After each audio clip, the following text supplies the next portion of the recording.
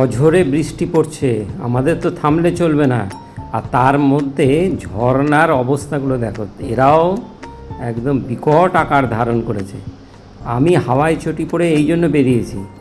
এই যে উৎপলা দিদি ভাই, ওকে আমি পরে খুঁজে পেলাম, বললাম আমার সাথে থাকো। সব রেনকোট পরে ভিজিয়ে টিজে একাকার কাণ্ড। আমি হাওয়ায় চটি পরে এই জন্যই রওনা দিয়েছি, কেন জুতা যদি একবার ভিজে যায় তাহলে সেই জুতাকে শুকানো খুব মুশকিল। আর কি বিভৎস দেখো, এই জায়গাটা পার হতে এত অসুবিধা হচ্ছিল। ছাতা ছিল খুব একটা, যেহেতু আমার পায়ে হাওয়ায় চটি ছিল তো আমার জুতাটা ভেজে নেয়, পরে আমি জুতাটা চেঞ্জ করে ফেলেছিলাম। ওহো, প্রচণ্ড দুর্যোগ, প্রচণ্ড দুর্যোগ, রাস্তার খুব বাজে অবস্থা। তার মধ্যেই আমরা হাঁটতে হাঁটতে যাচ্ছি।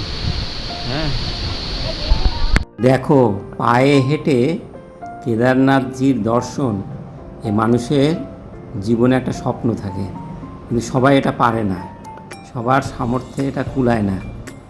যারা ঘোড়ায় যাচ্ছে তারা খুব মজবুরিতে, পায়ে হাঁটার ইচ্ছা সবারই থাকে, শরীর একদমই সাথ দিচ্ছে না বলে তখনই তারা ঘোড়া নিচ্ছে। আমাদের মধ্যে এরকম অনেকেই ছিল যারা কিন্তু পায়ে হাঁটার প্রবল ইচ্ছা, কিন্তু শরীর সাথ দিবে না বলেই তারা সবাই ঘোড়া ভাড়া করেছে। যাই হোক, ঘোড়ার ভাড়া 2500 টাকা ছিল, এটা সিজনে 4000-5000 টাকা পর্যন্ত থাকে, কিন্তু এদের জন্য 2500 টাকা ঘোড়া ভাড়া করা সম্ভব হয়েছিল। ফেরার সময় ছিল কিন্তু 1000 টাকা করে ঘোড়া ভাড়া। তো চলো, আমরা তো হেঁটেই চলেছি। এই যে কেদারনাথ মন্দির আর 10 কিলোমিটার সামনেই আছে রামবাড়া। এখানে বিভিন্ন জায়গায় বোর্ড লেখা, এই বোর্ডের মধ্যে যে লেখাগুলো রয়েছে সেগুলো যে কতটা সত্য আমার সন্দেহ আছে। হেঁটেই যাচ্ছি, রাস্তা আর শেষ হচ্ছে না। যাই হোক, ওই রামবাড়াতে আসলাম। রামবাড়া মানে তুমি মোটামুটি ধরে নাও অর্ধেক চলে আসলে। তো আমাদের যে যাত্রাপথের যে গতি ছিল সেটা মিলিয়ে দেখলাম যে না, ঠিকই আছে, আমাদের গতি ঠিকই আছে। আমরা সঠিক সময়, অর্থাৎ বিকাল 4টা, 4:30, 5টার দিকেই আমরা কেদারনাথে পৌঁছে যাব। তো যাই হোক, বৃষ্টি কিন্তু একটু থামার মতন অবস্থা এসেছে। এই যে এখানে বৃষ্টিটা একটু থামার অবস্থা এসেছে। আর এই যে দেখো, ডুলিতে যারা যাচ্ছে না, এরা তো প্রচুর অর্থ ব্যয় করে যাচ্ছে, প্রচুর অর্থ, কিন্তু কি করবে, ইচ্ছা আছে জীবনে। 1.5 কিলোমিটার বেস ক্যাম্প, 6.5 কিলোমিটার, বড় লিঞ্চলি 3, ছোট লিঞ্চলি 1 কিলোমিটার। চলো, ওয়েদারটা একটু ঠিক হয়েছে, জুতো তো চেঞ্জ করে নিলাম, ভিড় আছে। আমি আমার হাওয়াই চটি ব্যাগে ভরে নিলাম, জুতো মোজা পরলাম, কারণ কি বৃষ্টি থেমেছে, এখন আর জুতা ভেজার কোনো সম্ভাবনা নেই। সুনীলবাবুকে খুঁজে পেলাম, তিনিও আমার সাথে পায়ে হাঁটা শুরু করলেন। হ্যাঁ, কিন্তু শেষ অবধি সুনীলবাবু আমার সাথে হেঁটেছে। সুনীলবাবুর কিন্তু অনেক দক্ষতা রয়েছে। এখন এই দেখো, এক পরিবারে মা আর স্ত্রীকে নিয়ে একটি ছেলে দেখো কেমন নিচে নেমে আসছে। ওহ, দেখার মতন দৃশ্য। 2026, এই মুহূর্তে আমরা কেদারের দর্শনে যাত্রাপথে পায়ে হেঁটে। এই যে আমার পাশে সুনীলবাবু আছে, সুনীলবাবু পায়ে হেঁটে, ওদিকে দীপচাঁদবাবু পায়ে হেঁটে। আমাদের এখন বেলা 3টে বাজে, সকাল 7টার সময় বেরিয়েছি গৌরীকুণ্ড থেকে। তারপরে হাঁটা শুরু করলাম কটা, 7:30 হবে, 7:30, 7:45 আমরা হাঁটা শুরু করেছি। হ্যাঁ, 7 ঘন্টা এসে পৌঁছালাম। এখনও বলছে 4 কিলোমিটার বাকি, 5 কিলোমিটার বাকি, 5 কিলোমিটার বাকি। এখান থেকে আরও 2 ঘন্টা লাগবে আমার। তবে এখন রাস্তাটা একটু সহজ হয়েছে, বেশ কঠিন রাস্তা পার করে আসছে। এটা আমার 3য়বার কেদার যাত্রা, কেদার দর্শন। দেখুন, এই যাত্রাটা আর কিচ্ছু না, এ আপনার স্ট্যামিনা, আপনি কতটা আত্মবিশ্বাসী, কতটা আপনার শারীরিক ক্ষমতা আছে, সক্ষমতা আছে, তারই পরীক্ষার স্থল, আর কিচ্ছু না।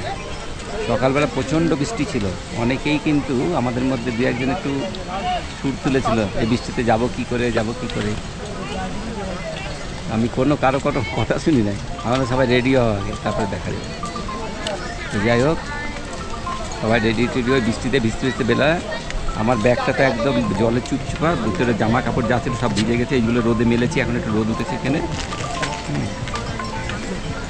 ওকে, ওই যে ওখানে চাদরটা মেলে দিয়েছি, এই যে এখানে মোজা টোজা এগুলো সব ভিজে গেছে, এগুলো মেলে দিয়েছি।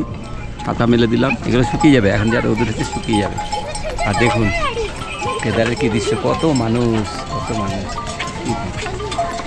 মানুষের ঈশ্বরের প্রতি কি বিশ্বাস রয়েছে না, এই সমস্ত জায়গায় আসলে আর এই আধ্যাত্মিক যাত্রায় বোঝা যায়। দারুণ। ব্যাগ নিয়ে বেরোলাম, বেশ মোটামুটি আমার ঠিকই ছিল, হালকাই ছিল, খুব বেশি ভারী ছিল না। বৃষ্টিতে ভেজার পর দেখছি ব্যাগ তো দ্বিগুণ হয়ে গেছে ওজন। কি ব্যাপার, পরে বের করে দেখি যা কিছু নিয়েছি সব ভিজে জল ভরে সব ভারী হয়ে গেছে। এখন রোদ না উঠে তার এগুলো দেওয়া যাবে না, এই জন্য রোদ উঠেছে। এই আমরা একটু বসে সব জামা কাপড়গুলোকে রোদে দিলাম। এখন টুপি ভিজে গেছে, এটা তো লাগবেই, ওখানে রাত্রেবেলা কঠিন ঠান্ডা পড়ে। ছাতা ভিজে গেছে, রেনকোট ভিজেছে, রেনকোট নামেই রেনকোট, হ্যাঁ। ওখানে চাদর ভিজে গেছে, সব আমরা মেলে দিলাম, জ্যাকেট ট্যাকেটগুলো, ছাতা টাতাগুলো সব শুকিয়ে নিচ্ছি। জুতা টুতা ভিজেছে, ভিতরে যা কিছু পড়েছিল সব তো ভিজে গেছে। এখন বেশ সুন্দর রোদ উঠেছে, ফাইন, আকাশটা সুন্দর, ওয়েদার খুব সুন্দর। আমাদের এখান থেকে আর ঘন্টা 1.5 লাগবে, আমাদের খুব তাড়াহুড়া না, আজকে তো আমরা নাইট স্টে করবো। রাস্তা পরে গেছে, এখান থেকে টেন্ট আমাদের সামনেই, আর 1 কিলোমিটার। টেন্ট আমাদের রেডি করা আছে, 200 টাকা 250 টাকা পার বেড। চলে এসেছি, বাপরে বাবা, মাঝখানে আমাদের 1.5 ঘন্টা টাইম লেগে গেল, নাহলে এতক্ষণ পৌঁছে যেতাম। ফাইন, এটা ঘোড়া রাস্তা বল, এই উপরে উঠবো, তারপরে টেন্ট। কেদারনাথ, ওই পিছনে পাহাড় দেখো। দেখো 7টা বেজে গেছে, এখনও দিনের আলো আছে। আমরা টেন্টের সাথে যোগাযোগ করলাম, টেন্টের মালিক যারা আছে তাদের সবার সাথে কথাবার্তা হয়ে গেছে, ফোনাফোনি হয়ে গেছে। যারা আগে এসেছে তারা সব ব্যবস্থা করে রেখেছে, কমলেশবাবু সব ব্যবস্থা করে রেখেছেন, আমাদের আর চিন্তা নেই। শেষে সবার সাথে দেখা, টেন্টে আমাদের আজ রাত্রি কাটবে। অনেক কষ্ট সৃষ্টে সবাই এসেছে, হ্যাঁ। আমি, সুনীলবাবু আর দীপচাঁদবাবু আসলাম পায়ে হেঁটে। একে এই কল্পনা আসছে ঘোড়ায়, ওইদিকে মুক্তি দিদিভাই ঘোড়ায়, ও একবার আচার খাইছে, নন্দীবাবু নন্দিতাদি ঘোড়ায় আচার খাইছে। আর আপনি খাইছেন আচার? নীলিমেশ বাবু, নীলমণি বাবু, হ্যাঁ, ও আচার খায়নি বাবলু। Very good. চলো ফ্রেন্ডস, 3/7/2026 তারিখ, এই মুহূর্তে কেদারনাথে। কাল রাতে টেন্টে রাত কাটিয়েছি, 250 টাকা মাথা পিছু ভাড়া, খুব বেশি ভাড়া নেই, একটা রাত টেন্টে কাটানোই যেতে পারে। যেহেতু এখন সিজন নেই, অর্থাৎ লোকজনের অভাব, খুব বেশি লোক নেই, দর্শনার্থী ভিড় খুব বেশি নেই, তার জন্য খুব সহজে সব কিছু পাওয়া যাচ্ছে। খুব কঠিন যাত্রা, আমরা প্রায় সকাল 8টায় যাত্রা শুরু করেছি, ওখান থেকে পায়ে হাঁটা শুরু করেছি। পৌঁছালাম তখন সন্ধ্যা 6টা বাজে। 10 ঘন্টায় পৌঁছানো যায়, তো রাস্তায় আমরা 1.5 ঘন্টা স্টে করেছিলাম। আমাদের জামা কাপড় সব ভিজে গেছিলো, সেগুলোকে শুকানোর জন্য। খুব কঠিন যাত্রা, ফাইন। চলো, আমি যাচ্ছি এখন মন্দির দর্শনে। ওই আওয়াজ পাওয়া যাচ্ছে মন্দিরে, সবাই চলে গেছে। কালকে আমাদের যারা সাথীরা খুব কষ্ট করে এসেছে, শিলা, শুভ্রা, এটা তো বেশ কষ্ট করে এসেছে অনেক হাতে। এই দেখো একদমই ভিড় নাই, হ্যাঁ, সব মন্দিরের দিকে যাচ্ছে। আমি একটু যাই, মন্দির দর্শন করব। এটা আমার 3য় মন্দির দর্শন হবে। তারপরে ওখান থেকে ভৈরবনাথ দেখব। শরীর ঠিক আছে, ফিট আছে, ঠান্ডা খুব বেশি নাই এখানে, মোটামুটি একটা মাঝারি মানে ঠান্ডা আছে। অনেকে দর্শন করে বেরিয়ে যাচ্ছে। চলো দেখি, ফার্স্ট ক্লাস। ওয়েদারটা একটু ক্লিয়ার হলে দারুণ লাগবে এগুলো দেখতে। তবে মনে হচ্ছে আজকে যা দেখাচ্ছে ওয়েদার রিপোর্ট, বলছে যে ওয়েদারটা আজকে ক্লিয়ার থাকবে।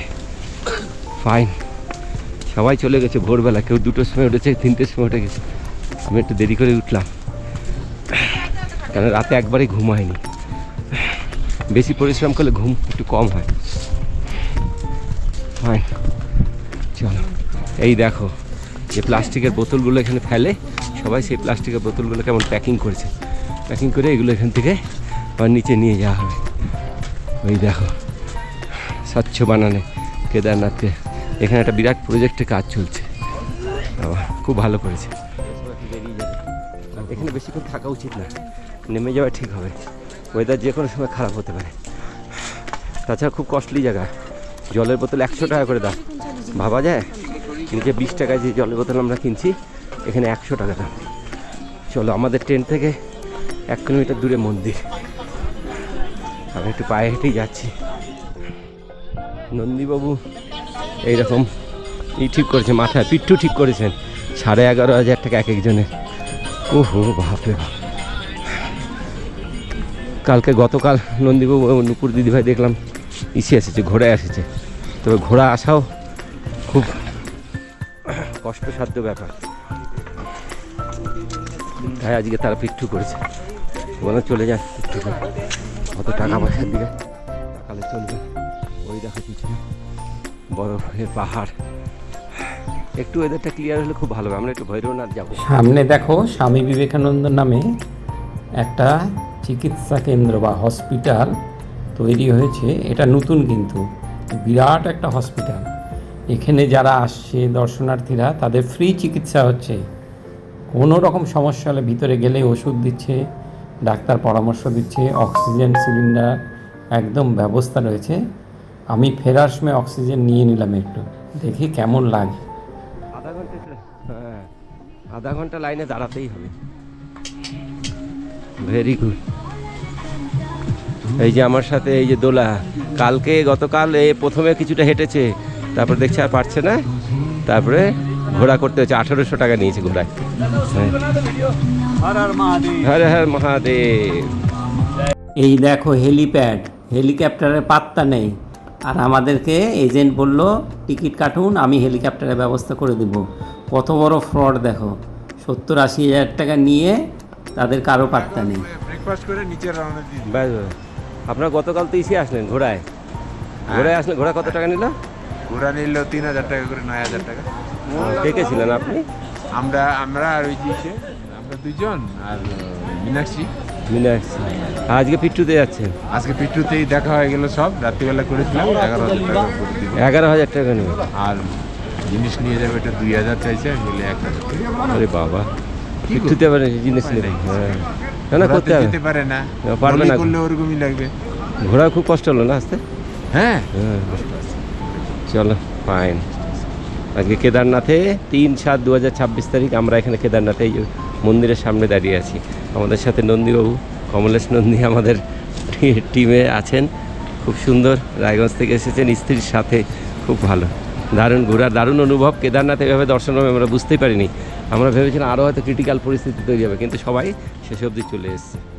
শরীরে যদি সামর্থ্য না থাকে এবং কেদারনাথজিকে দেখার যদি আপনার ইচ্ছা থাকে, তাহলে কিন্তু একটু টাকার শ্রাদ্ধ হবে, এতে কোনো কষ্ট পেয়ে লাভ নেই। জীবনে একবার একটু দর্শন করতে আসবেন কেদারনাথজি। আমাদের যে 12টা জ্যোতির্লিঙ্গ আছে, সেই জ্যোতির্লিঙ্গের একটি লিঙ্গ এবং 4 ধামের একটি ধাম। উত্তরাখণ্ডে যে ছোট 4 ধাম আছে, সেই ধামের একটা। সুতরাং এতে আফসোস করে কিছু নাই। জীবনে একবার এসেছেন বাবার দর্শনে, একটু খরচা হবেই। শরীরে যদি সামর্থ্য থাকে তাহলে তো এই খরচাটা হয় না। এই জন্যই আমরা সবাইকে বলি নিত্য যোগ অভ্যাস করো, আহার ঠিক রাখো, দেখবে তোমার শরীরের সক্ষমতা কত বাড়বে। এই যে সিঁড়িটা দেখছেন, আমি যখন 2015 সালে এসেছিলাম তখন এগুলো কিচ্ছু ছিল না। এখন দেখি এত সুন্দরভাবে নতুন করে সব তৈরি করেছে। এই যে একটা বিরাট একটা কেদারনাথজি মন্দিরের সামনে লাগিয়েছে। এতে কী হয়েছে, এই এলাকার লুকস মানে দেখতে খুব সুন্দর লাগছে। চারিদিকে দোকানপাট, ঠান্ডা তেমন নেই, এই জন্য খুব একটা আমাদের অসুবিধা হচ্ছিল না। এগুলো আপনি একটা কিনতে পারেন, 100 টাকা করে দাম। আমরা ওই তিজুকি নারায়ণে যারা বিবাহ করবে তাদের গিফট দিয়েছিলাম এইগুলো, পরে এগুলো কিনেছিলাম বদ্রীনাথ থেকে। তো চলুন আমরা বাবার দর্শন করি। বাবার দর্শনের আগে এই মন্দির চত্বরে কিন্তু আপনি অনেক জ্যান্ত বাবাকে দর্শন করতে পারবেন এবং তাদের দেখে বেশ ভালোই লাগবে। এই শীতের মধ্যে স্বল্প বস্ত্রে তারা যে ঘুরে বেড়াচ্ছে এই মন্দির চত্বরে, এটা তাদের সাধনা লব্ধ, এটা সাধনায় তারা পেয়েছে এত শক্তি। এখানে কিন্তু স্বল্প বস্ত্রে থাকা সাধারণ মানুষের পক্ষে সহজ নয়। এই যে সাধক যারা রয়েছে তাদেরকে এখানে যখন দেখবেন, বুঝবেন যে আমাদের ভারতের আধ্যাত্মিক জগতে যে সাধনার কথা বলা হয় তার শক্তি কত। তা আমি চললাম, সবারই মোটামুটি দর্শনের লাইনে কেউ আছে, কারো দর্শন হয়ে গেছে, অনেকেই সকালে তাড়াতাড়ি উঠেছে। আমি ইচ্ছা করে একটু দেরি করে উঠেছি, তোমরা করো। আর এই করিডোর বানিয়েছে, এগুলো আগে ছিল না, এগুলো সব করিডোর বানিয়েছে। আমি লাইনে দাঁড়ালাম একাই, কিন্তু দর্শন করেও বাকি যারা আগে দর্শন করেছে তারা খুব একটা লাভ করতে পারেনি। দর্শন করে এ দোকান ও দোকান করেই সময় নষ্ট করেছে। আমি ফটাফট দর্শন করে বাইরে বেরিয়ে একটু দুপুরের সামান্য আহার করলাম, কেন বেরিয়ে যেতেই প্রায় 10:30 11টা বেজে গেল। দুপুরে আহার করে পায়ে হাঁটা দিলাম। আর এই সময় একটু ভীমশিলা দেখা। ভীমশিলাটা এই যেটা আমরা সবাই জানি, কেদারের পিছনে একটা বড় পাথর আছে যেটাকে ভীমশিলা বলে, এবং এখানে যে সাধু সন্তরা সাধনা করছেন, তপ করছেন, তাদের সাথে একটু কথাবার্তা বলার সুযোগ হলো এই যে ভীমশিলা। আমি কিন্তু ওয়েদার রিপোর্ট দেখে নিয়েছি 12টার পরে বৃষ্টি শুরু হবে, তাই সবাইকে তাড়া দিলাম, সবাই তাড়াতাড়ি করো, এখান থেকে নিচে নেমে যাও। কমসে কম 5 কিলোমিটার যদি তোমরা নিচে নামো তাহলে কিন্তু বেঁচে যাবে, নাহলে কিন্তু সমূহ বিপদ আছে। এই যে সব বাবারা এই মন্দির চত্বরে বসে বসে গেঁজা খাচ্ছে, দেখো কত বড় সাহস এদের। ভারতের সনাতন ধর্ম, যে ধর্ম মানুষের মধ্যে সংযমের কথা বলে, আর এরা এখানে বসে বসে গাঁজা খাচ্ছে। অদ্ভুত মানসিকতা এদের। এগুলো দেখলে একটু খারাপই লাগে, কিন্তু বেশি প্রতিবাদ করা যাবে না, আর কিছু বলাও যাবে না। যে যেরকম চলছে চলুক। আমরা দর্শন করতে গেছি, আমরা বাবার দর্শন করে আমি শেষবারের মতন বাবাকে বলে আসলাম। বাবার দিকে মুখ করে এই যে এখানে দাঁড়িয়ে 2 হাত জোর করে বললাম যে, হে প্রভু, তুমি শক্তি দিয়েছো তাই 3বার আমি তোমার দর্শনে আসলাম। আর হয়তো সম্ভব হবে না, বার্ধক্যের কারণে হয়তো আর খুব এই কষ্ট করে তোমাকে আর দর্শন করতে আসতে পারবো না, শরীরের সেই শক্তি হয়তো আর থাকবে না। এই জীবনে তোমাকে অন্তিম দর্শন করে গেলাম, প্রভু মার্জনা করো। কিছু শেষ করে খুব সুন্দর দর্শন হলো, জীবনের অন্তিম দর্শনটা খুবই ভালো হয়েছে সত্যি। আমি বেরোলাম মন্দিরের আশেপাশের হোটেলগুলো দেখতে, কি এর ভাড়া আছে, কত টাকা ভাড়া, কী সুযোগ সুবিধা, এদের যোগাযোগের টেলিফোন নাম্বার নিয়ে নিলাম, যদি কেউ কখনো আসতে চায় তো যোগাযোগ করিয়ে দেওয়ার জন্য এই কাজটা করলাম। এদের সবার কাছে কার্ড নিলাম। এই দেখো আর এক বাবা সব ফটো তোলার জন্য ব্যস্ত এখানে। এগুলো তামাশা দেখতে কিন্তু খুব ভালোই লাগবে।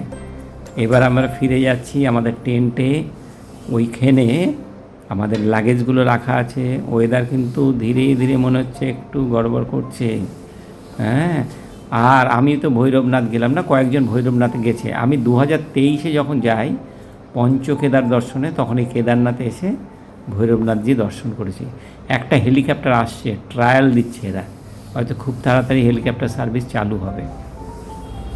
এরপর আমি বিবেকানন্দ হসপিটালের মধ্যে প্রবেশ করলাম, সেখানে একটু অক্সিজেন নিলাম। ওদের ব্যবস্থাপনা দেখলাম, যাতে আমি মানুষকে আপনাদের মতন দর্শকদেরকে বলতে পারি, নির্দেশ দিতে পারি যে অবশ্যই ফেরার সময় একবার এই হসপিটালের ভিতরে প্রবেশ করে একটু নিয়ে নেবেন, অক্সিজেন নিয়ে নেবেন। অক্সিজেনের লেভেলটা আগে মাপবেন, মেপে যদি দেখেন যে কম আছে। এইখানে কিন্তু একটা দারুণ জিনিস ছিল। এখানে এই প্যাকেটগুলো দেখছো না, এরা এখানে মাইকিং করছে, এই প্যাকেটগুলো 2 কেজি ওজন।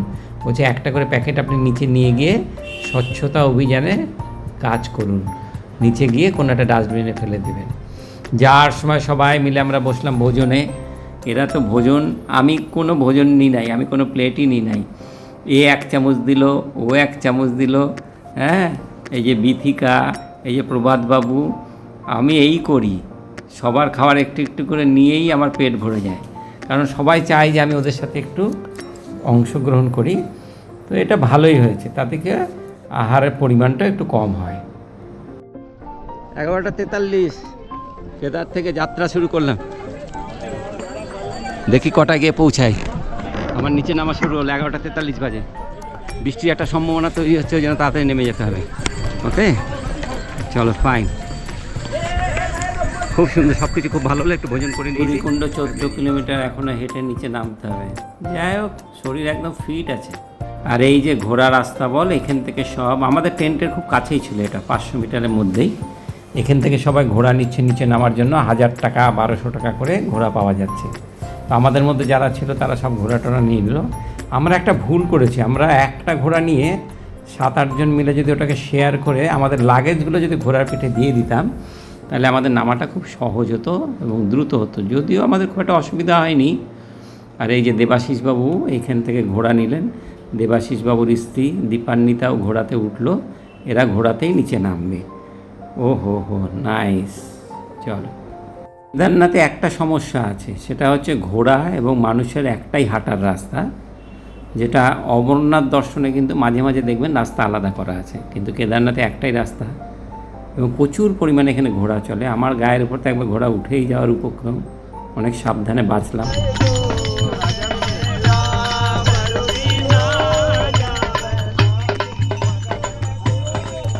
রাস্তায় বিভিন্ন তামাশা দেখতে দেখতে হাঁটতে খুব ভালো লাগে। এই যে একটু আগে শুনলেন গান, আর এইখানে দেখেন একদল লোক কোথার থেকে একটা শর্টকাট রাস্তা দিয়ে এসেছে। উঠার সময় কিন্তু শর্টকাট রাস্তা একদমই ব্যবহার করা উচিত না, এতে কিন্তু খুব পরিশ্রম হয়ে যায়। আমরা নেমেছিলাম শর্টকাট রাস্তা ধরে, কিন্তু উঠেছি একদম প্রপার রোড ধরে। আর উৎপাতে অতিষ্ঠ, তাই ঠিক করলাম রামবাড়া দিয়ে যাব না। রামবাড়ার নিচে নামার সময় দেখবেন পাশে একটা বাঁ হাতে একটা নতুন রাস্তা হয়েছে, ওই রাস্তা ধরলাম।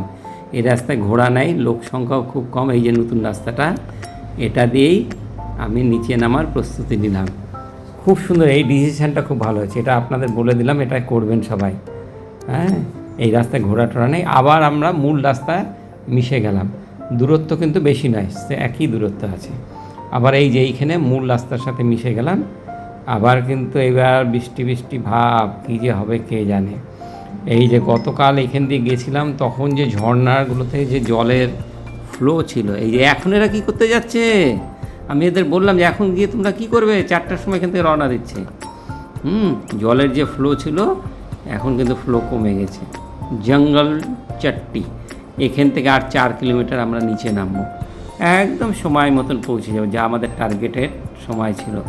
ওই যে কেদারের গেট আমাদের নজরে পড়লো, 4:30টার সময় আমরা নিচে নেমে গেলাম। ঠিক 4:30 যখন বাজে তখন কেদার গেটে আমরা চলে আসলাম, অর্থাৎ 11:40 রওনা দিয়ে 4:30, তার মানে 12:30, 1:30, 2:30, 3:30, 4:30, আনুমানিক 5 ঘন্টা সময়, 4:30 থেকে 5 ঘন্টা সময়ের মধ্যে আমরা নিচে নেমে গেলাম। এটা আর ঘোড়াতে একই সময় হয়ে গেল।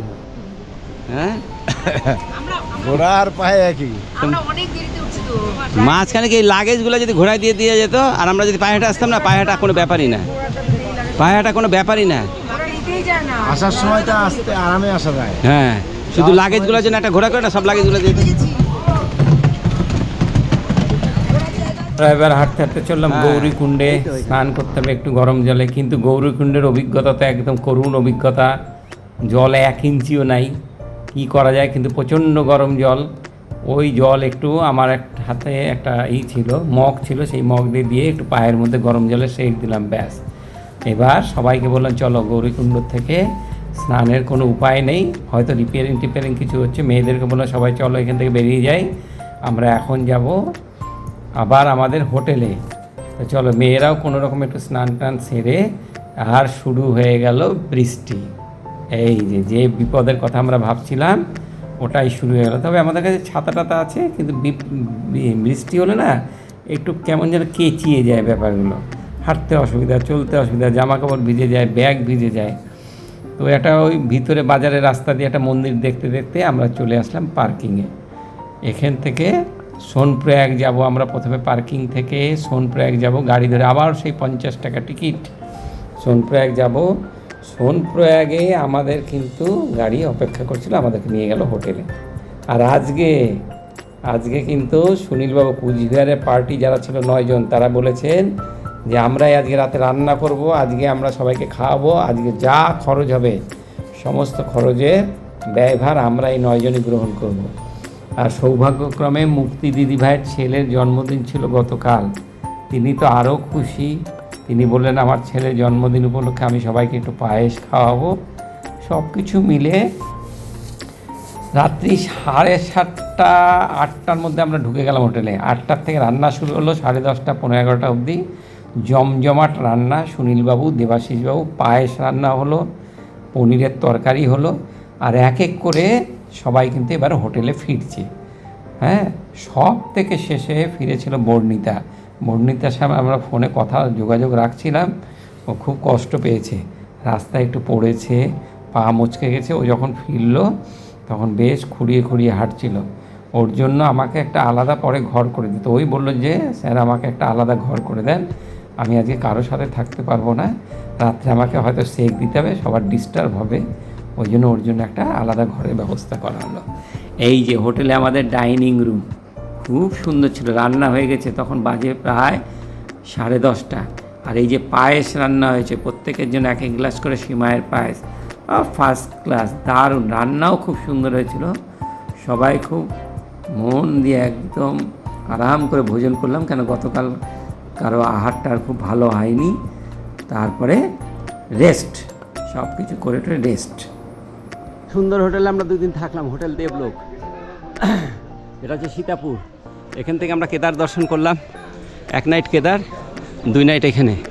খুব সুন্দর জায়গা সীতাপুরে। এই হোটেলটা খুব ভালো ছিল, হোটেলের মধ্যেই সব কিছু আছে, রান্না বান্না বাজারঘাট সব এখানে করলাম। আজকে আমরা বেরিয়ে যাচ্ছি তুঙ্গনাথ দর্শন করব চোপতা হয়ে, ওখানে নাইট স্টে করবো। কাল বদ্রীনাথ। ট্যুরের আমাদের প্রায় শেষের দিকে, এখন সকাল 7:30 বাজে। আজকে তারিখ হচ্ছে 4/7/2026। সব রেডি হয়ে 4/7/2026, সরি, সব রেডি, আমাদের গাড়িও রেডি। কালকে হেঁটে এসেছে এরা। কী অবস্থা এখন পায়ে? লাগছে এখন নামতে, সব ঘরে তো বুঝতে পারিনি। ই ছিল না, নিকাপ দিয়ে নিয়েছি। হ্যাঁ নিকাপ দিয়ে না। ও ঠিক আছে। ওখানে কিনলেন, রুদ্রাক্ষটা কিনলেন? হ্যাঁ,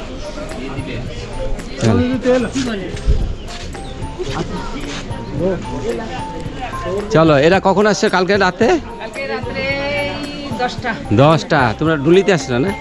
তো এত দেরি হলো কেন? ডুলিয়ে রাস্তা হয়ে গেছে, বৃষ্টি শুরু তো ধস শুরু হয়ে গেছে। ও, তারপর ডুলি আসতে করে দিল, স্লো করে। নিজেরা কিছুটা হেঁটে আসতে হলো, হেঁটে এসে তারপরে ও না, ঠিকই আছে, চলো। এরা তুমি আর এই ছিলা শুভ্রা, দুজনে। ডুলিতে কত টাকা নিছে? ডুলিতে নিয়েছে 7,000।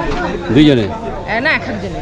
হ্যাঁ, হ্যাঁ, ওই ওজন হিসাবে বেশি নেই। 7,000 টাকা। 7,000 টাকা করে। হরে কৃষ্ণ। হ্যাঁ, 7,000 টাকা। এই 4 ধাম যাত্রার মানচিত্র দেখেন। এই আমরা প্রথমে দেখলাম যমুনেত্রী, ঠিক আছে? ওখান থেকে চলে আসলাম যমুনেত্রী থেকে ব্যাক করে এই দিকে চলে আসলাম কেদার থেকে চলে আসলাম গঙ্গোত্রী, না যমুনেত্রী পরে চলে আসলাম এই রাস্তা ধরে, এই ঘুরে ঘুরে হারসিল হয়ে এই চলে আসলাম গঙ্গোত্রী। এবার গঙ্গোত্রী থেকে কেদার আসতে এইখানে কিন্তু একটা গ্যারা কলেজ, আবার ঘুরে এসে এইখান থেকে এই উত্তরকাশী বাইপাস ধরে এখান থেকে ঢুকতে হয়। এইখানে এই রাস্তাতে ঢুকলাম কেদার, এই যে সোনপ্রয়াগ, এই যে এগুলো আসলাম। এইবার আমরা এখান থেকে বেরোবো আজকে উখিমঠ কাছেই আছে। এই যে এখান থেকে আসছি, এই যে উখিমঠ আসবো, ঠিক আছে? উখিমঠ থেকে গোপেশ্বর হয়ে আমরা এইখান থেকে যাব চোপতা, কনকচুরি যাব না, এদিকে গেলে এটা কর্ণপ্রয়াগ হয়ে গেল, রুদ্রপ্রয়াগের দিক। আমরা এই দিক থেকে কোনো জায়গা থেকে বেরিয়ে এই যে আমাদের বদ্রীনাথ, ঠিক আছে? এখান থেকে হ্যাঁ, এই যে কল্পেশ্বর ঢুকবো না, যোশীমঠ হয়ে যাব। আজকে আমরা এখন যোশীমঠে যাব। হ্যাঁ, এখান থেকে যোশীমঠ, উখিমঠে যাব। উখিমঠে আমরা স্টে করব বা যোশীমঠে স্টে করব। এই চামলি যাব, চামলি থেকে এখানে দেখব আপনার ওই তুঙ্গনাথ দর্শন করব। সবার মধ্যে একটু ঢিলাঢালা ভাব, কারণ আসল দর্শন কেদারনাথজি দর্শন সব থেকে কঠিন দর্শনের কাজটা সফলভাবে শেষ করতে সক্ষম হয়েছে সবাই। তাই সবাই একটু নিশ্চিন্তে আজকে রওনা দিল। রওনা অ্যাকচুয়ালি ড্রাইভার বলেছিল 6টার মধ্যে বেরোবেন, কিন্তু আমাদের বেরোতে 7:30 হয়ে গেল। তারই ফলস্বরূপ আমরা কিন্তু তুঙ্গনাথজি দর্শন করতে পারলাম না। এটা কিন্তু পরে সবাই রিয়ালাইজ করতে পেরেছে। তো আমরা এখন যাচ্ছি ত্রিযুকি নারায়ণ মন্দির দর্শনে, যেটা আমাদের এই প্যাকেজের মধ্যে রয়েছে। এর জন্য ড্রাইভারকে আমরা মাথাপিছু 300 টাকা করে এক্সট্রা দিয়েছি। ত্রিযুকি নারায়ণ দর্শন এবং মানা গ্রাম দর্শনে, এই দুটোর জন্য ড্রাইভারের সাথে আমাদের কথাই হয়, এক্সট্রা আমরা 300 টাকা করে দিয়েছি। তো ত্রিযুকি নারায়ণ আমি এর আগেও দর্শন করেছি 2015 সালে। রাস্তা বেশ তোমার সীতাপুর থেকে আনুমানিক 15 কিলোমিটার রাস্তা, আবার দর্শন করে ব্যাক করে কিন্তু আবার সীতাপুর হয়ে আমাদেরকে যেতে হবে উখি মঠ হয়ে আমরা বেরোবো। উখি মঠ হয়ে চোপতা যাব প্রথমে, চোপতাতে তুঙ্গনাথ। তো চলো আমরা আজকে কিন্তু ত্রিযুকি নারায়ণ দর্শন করব, যেটা এই ভিডিওতে দেখা যাবে না। আগামী ভিডিওতে আমরা ত্রিযুকি নারায়ণ দর্শন এবং এখানে আমাদের যারা যাত্রীরা রয়েছেন তাদের মধ্যে 5টি পরিবার এখানে আবার দ্বিতীয়বার তারা বিবাহ করলেন এই মন্দির চত্বরে। 500 টাকা করে ব্যয় করে বিবাহ, এই বিবাহ যে কতদিন টিকবে কে জানে। 500 টাকার আবার বিয়ে হয়, কেউ দিবেই না 500 টাকার অধিক। শেষ অবধি ঠাকুরমশাই 500 টাকা দিয়েই এদের বিবাহ করালো। শিব পার্বতীর বিবাহ হয়েছে ত্রিযুকি নারায়ণে, সেই আবেগ সবার মধ্যে রয়েছে, সবারই ইচ্ছা যে তারা যদি এখানে বিবাহ করতে পারেন তাহলে আমরা কেন পারবো না। তো যাই হোক, অল্প পয়সায় কাজটা সেরে ফেলা গেল। আগামী ভিডিওতে ত্রিযুকি নারায়ণে বিবাহ পর্বটা দেখতে পারবেন সবাই। এই ভিডিওটা এখানে শেষ করলাম। এটা আমাদের 4র্থ ভিডিও, আমাদের 4 ধাম দর্শনের 4র্থ ভিডিও। আর 2টো ভিডিওতে মনে হচ্ছে এটা শেষ হয়ে যাবে। ভিডিও কেমন লাগছে আমাদের ভ্রমণ কাহিনী সবাই অবশ্যই কমেন্টস করে জানাবেন। কোথাও যদি কোনো পরামর্শের প্রয়োজনে অবশ্যই দিবেন। আর ভিডিওটা সাবস্ক্রাইব করবেন, শেয়ার করবেন, লাইক করবেন। ধন্যবাদ।